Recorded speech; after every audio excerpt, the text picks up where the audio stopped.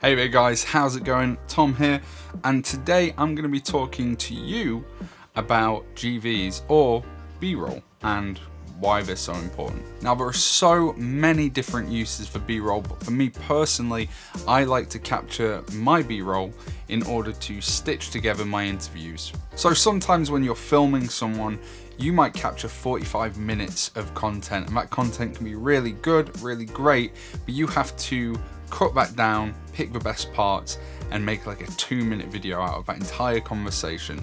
And this is where B-roll is extremely valuable. You can use it to mask all of the awkward jump cuts between points and topics. You can use it to punctuate a point or highlight a piece of information that's being shared. For example, here's a piece of footage I caught a few years ago when I was working for an agency.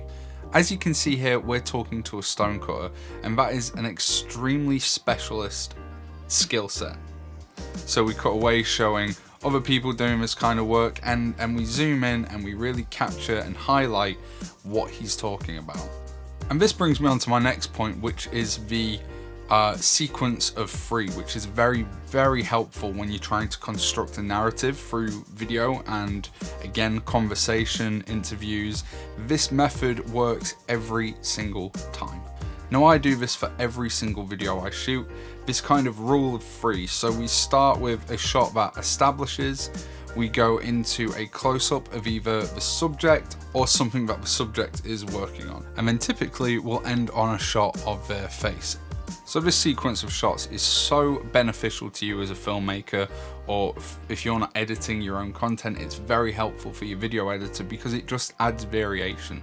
People do get bored quite easily, and you want things to sort of capture the eye and keep them stuck to the story. Whether it's just 10-15 second sequence, that is far more engaging and entertaining and interesting to watch than just a static camera focusing on one shot.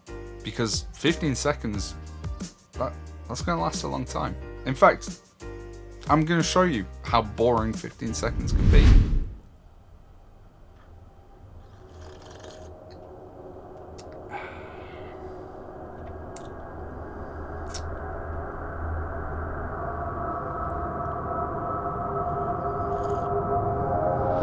So even as trivial as that is, I hope that kind of highlights just how important getting a sequence is. And this technique is used in news, documentary, and it's used over and over again. That's because it works.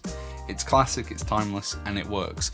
Hopefully, you'll start implementing this in some of your work if you're not already, and you will see an immediate increase in the quality of the work that you're producing. Anyway guys, as always, I'm so grateful for you stopping by and watching the content.